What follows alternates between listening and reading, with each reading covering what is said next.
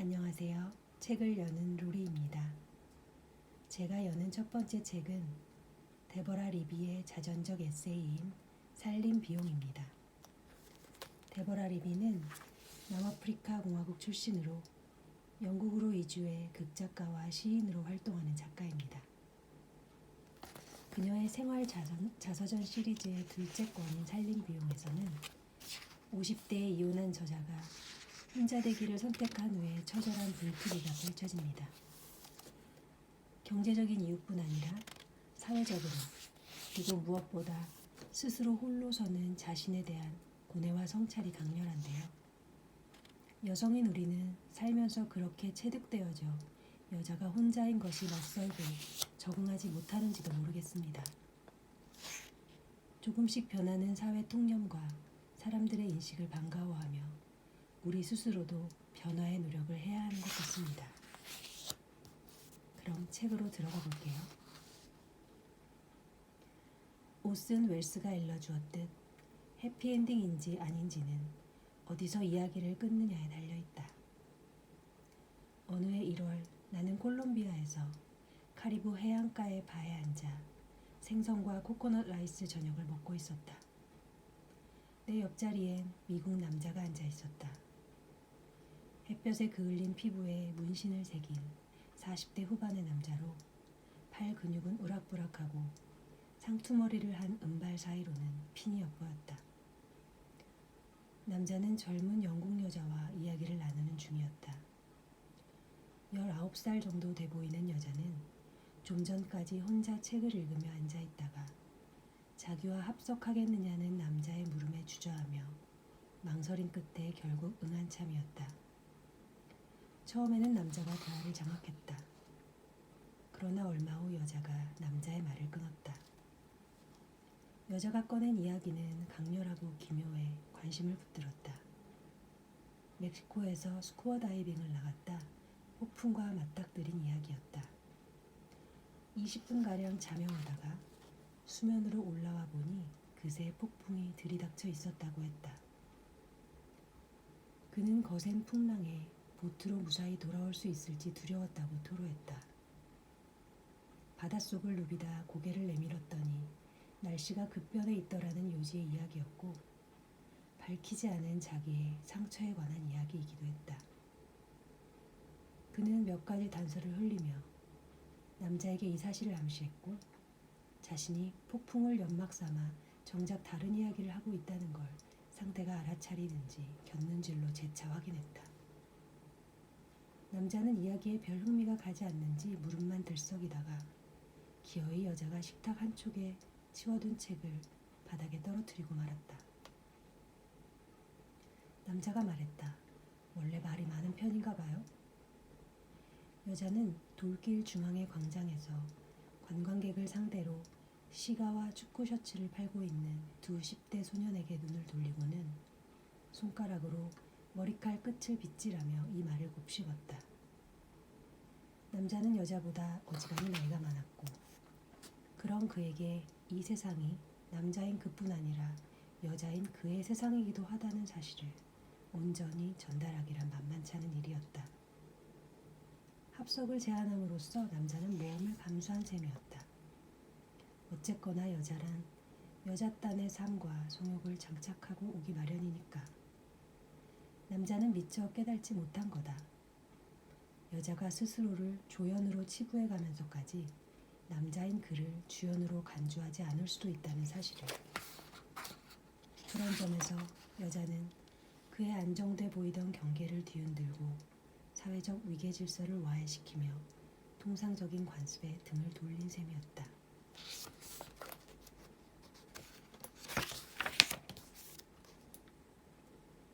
물은 잔잔했다. 해는 밝게 내리쬐다. 나는 수심 깊은 곳에서 헤엄치고 있었다. 그러다가 20년 만에 수면 위로 고개를 내밀어 보니 폭풍과 회오리 바람이 몰아들고 물결이 소용도는 가운데 파도가 내리치고 있었다. 처음엔 배로 무사히 돌아갈 수 있으려나 싶었는데 곧 돌아가고 싶은 마음이 없음을 깨달았다. 혼돈은 우리가 가장 두려워해야 할 대상인 양 포장되지만 난 차츰 실은 우리가 가장 간절히 원하는 것이야말로 혼돈이라고 믿게 됐다. 계획해온 미래를 더는 신뢰할 수 없을 때, 융자바다 산 집과 옆자리에 잠든 사람이 못 믿어워졌을 때, 그제야 폭풍은 우리를 우리가 바라는 이 세계를 영위하는 방식에 한 발 더 가까이 데려가 주는 건지도 모르겠다. 삶은 허물리고 무너진다.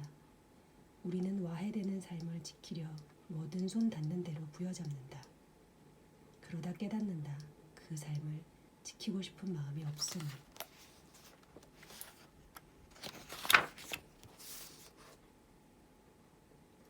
남자와 아이의 안위와 행복을 우선순위로 두어오던 가정집이라는 동화의 벽지를 뜯어낸다는 건 그 뒤에 고마움도 사랑도 받지 못한 채 무시되거나 방치되어 있던 기진한 여자를 찾는다는 의미다. 모두가 즐거이 누리는 가정, 순조롭게 기능하는 가정을 짓는 일은 수완과 시간과 헌신과 공감 능력을 요한다. 다른 이들의 안녕을 건설하는 일은 무엇보다 넉넉한 인심에서 비롯되는 행위다. 이러한 작업은 여전히 10중 8구 여자의 일로 치부되며 그 결과 이 막대한 과제를 얕잡는 온갖 단어가 난무한다. 아내와 어머니를 배태한 것이 사회라면 이인은 만인의 아내이자 어머니 배역을 맡는다. 오랜 가부장제가 이성의 핵가족을 염두에 두고 설계한 이야기를 구축하는 작업도 이 손으로 이루어졌다. 때에 따라 적절한 꾸밈새를 보태가며 말이다. 그리고 손수 짓꽃 꾸린 가정집에서 정작 스스로는 겉도는 느낌과 대면하는 순간 사회와 그 여성 불평분자들이라는 한층 큰 차원의 이야기가 촉발된다. 그간 희망과 자부심과 행복감과 다른 여러 모순되는 감정과 분노 가운데 본인이 연기해온 사회적 이야기에 아주 무릎 꿇지 않는 한 그는 이야기 자체를 바꿔놓을 것이다.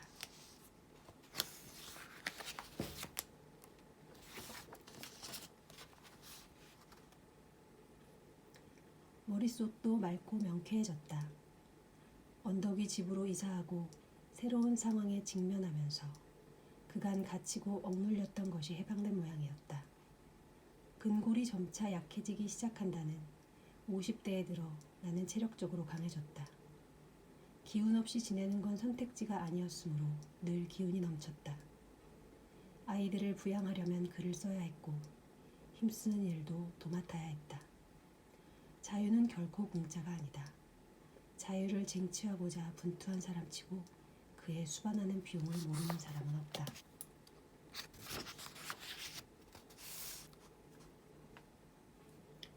실용적이고 두툼한 면 재킷과 하늘하늘한 나이트 가운의 부조화가 어쩐지 모든 걸 말끔히 요약해준다는 느낌이 들었는데 그래서 요약된 내용의 요지가 뭐냐 하면 막상 대답하긴 어려웠다.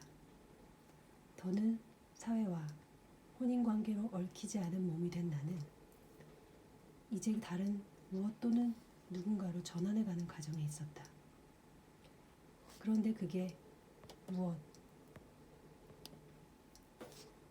또는 누구인 걸까?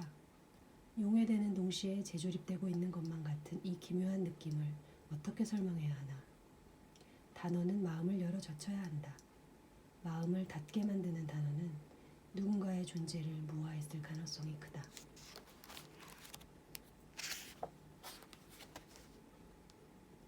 여자가 새로운 삶의 방식을 찾기 위해 자기 이름을 지워버린 사회의 서사와 결별할 때 그가 맹렬한 자기 혐오에 미칠 것만 같은 고통에 눈물이 멎지 않은 회한에 빠지리라는 게 사회 통념이다.